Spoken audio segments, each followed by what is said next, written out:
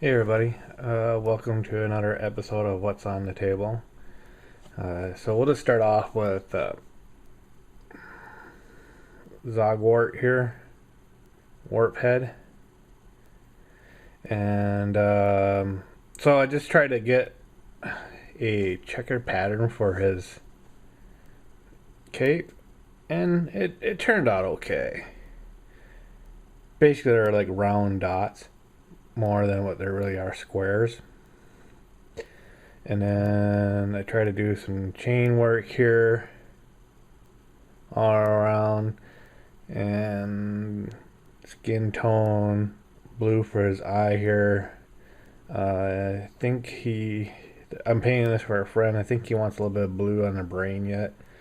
Blue representing his psychic energy. And then I just put blue on that little guy's shirt. The other two guys are red because he runs a Speed Freak army. So that's part of the reason why they got. Well, checker's kind of goth, but reason why red's predominantly in here. Could do a red and black checkered cape, but I'm not going back over all that. I think I gotta do some work on. There's some couplings on that bracer I gotta do. Probably could go over some of the gold, the copper areas. I'm not gonna really touch that. We'll leave that be kind of patinaed. And I don't know for certain yet if I'm really gonna put a wash slash glaze, excuse me, because I usually do glazes over this yet or not. He definitely needs a matte coat all over him because I use a glass medium with the paint just so it hardens stronger, so that way I don't have to worry about it chipping as much as while I'm painting it. So yeah, I usually do a gloss medium with the paint, and then I kind of reduce it down a little bit so I can do layers.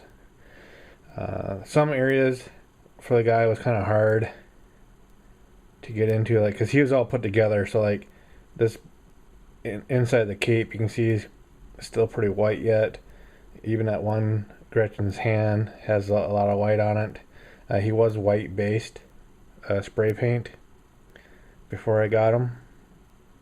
So see how close I can get to him. But yeah,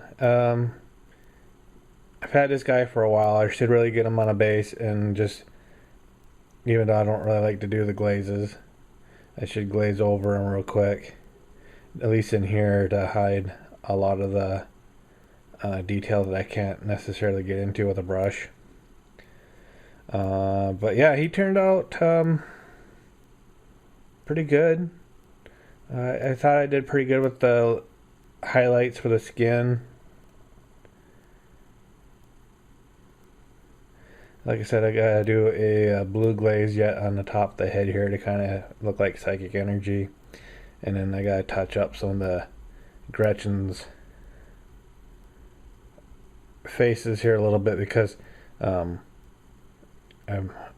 these guys are usually what I kind of like. You can see like here on they're where I held the model a lot, so I kind of rubbed the paint off on the noses.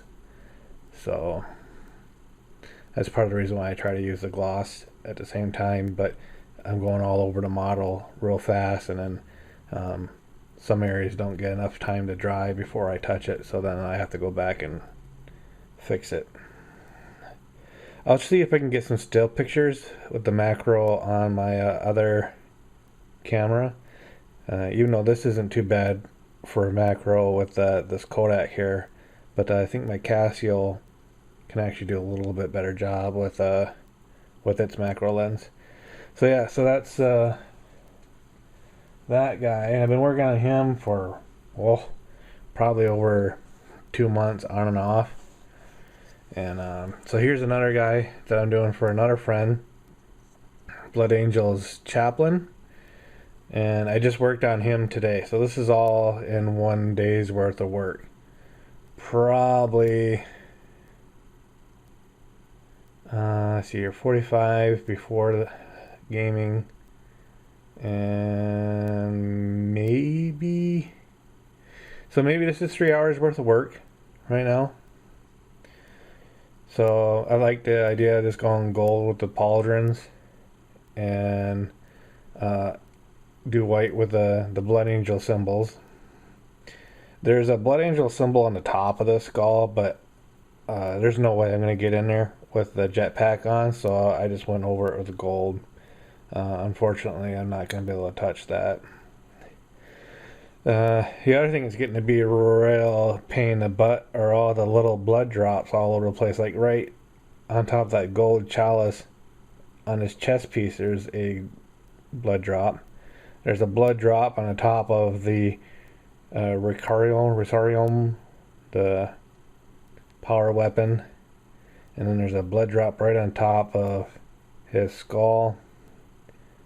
Blood drop for, of course, the blood angel symbol there. And there's a blood drop on that chalice. And there's a blood drop on this, if I can turn around here. Blood drop on that chalice. And then there's a blood drop inside there. I got a little bit of red on it, but haven't touched that up yet. And then I think there's another blood drop on the right knee, which needs some work done. Oh yeah, and then there's blood drops all on these gold chains here, and then of course on here on the jetpack. So yeah, so this is all 1 day's worth of work. So this is actually the fastest I've worked on a single model that has not been mine. And I got, right now I'm just kind of doing more of the upper body, so that way because I can hold on to it more down here and not have to worry about rubbing too much of the paint off. It looks like on this side here with the power weapon, on the jetpack, it looks like there might be some mold damage. So like that chalice doesn't really look all too hot, and there's really a rough texture on the jetpack. So I don't know if I'm going to be able to fill that in with paint to smooth that out or not. We'll see. I really like the way how nice and smooth that knee pad turned out. I got a little bit more work to do with the gold, especially on the back of the head here. There's more work to do with the gold, and then work on the skull with the gradations on the skull, and work on the white. The white, unfortunately, is not coming out as smooth as I would like on the flat surfaces. So I'm hoping that with a thinner layer, with a few thinner layers, I can smooth that out. There's a couple areas that I have to touch up where the gold slipped, like you can see to the right of that cross. I had a little accident with the brush. There's a little bit of an accident there during the dry brushing of the chain on the top part. But yeah, I'm actually pretty happy with the way how this chaplain's turning out. Originally I was thinking about doing an all white armor with gold highlights, but then I thought that'd be probably too far for the known for Blood Angels. And so yeah, I got more work to do on the bottom part of the jetpack and our skull there. Gotta do silver in the joints, silver in the grill here for the jetpacks, and silver on the gun with some red probably for a highlight on the guard's part. But yeah, he's turning out pretty good.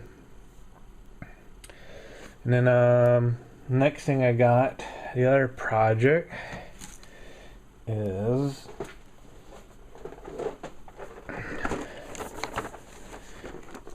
picked these up today. So box of zombies, toxic crowd for zombie side. So my my intentions are to paint these and then actually resell them. So planning on doing some paint throughs with these and record them.